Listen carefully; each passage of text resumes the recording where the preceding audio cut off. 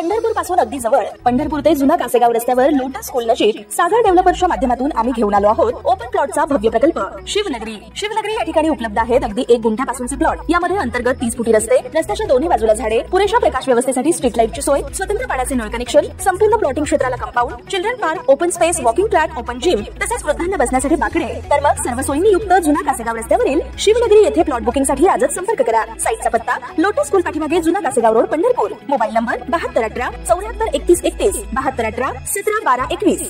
अमरावती जिल्ह्यातून एक धक्कादायक बातमी समोर आली आहे। अमरावती पोलीस दलामध्ये कार्यरत असलेल्या महिला पोलीस कर्मचाऱ्याची राहत्या घरात गळा दाबून हत्या करण्यात आल्याची घटना समोर आली आहे। एका महिला पोलीस कर्मचाऱ्याचीच हत्या झाल्यामुळे पोलीस दलात खळबळ उडाली आहे।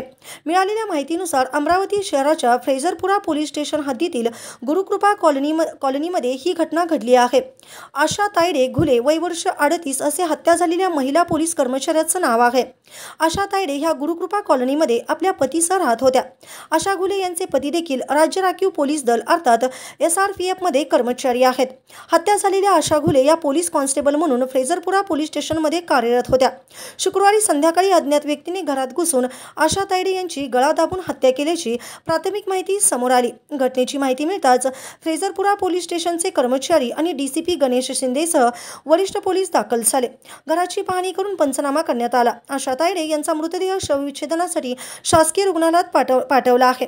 एका पोलीस कर्मचारी महिलेची राहत्या घरात घुसून हत्या केली याबद्दल तर्कवितर्क लढवले जात आहेत। मात्र महिला पोलीस कर्मचाऱ्याच्या हत्येचं कारण अद्याप कळू शकलं नाही। या प्रकरणाचा पोलीस अधिक तपास करीत आहेत।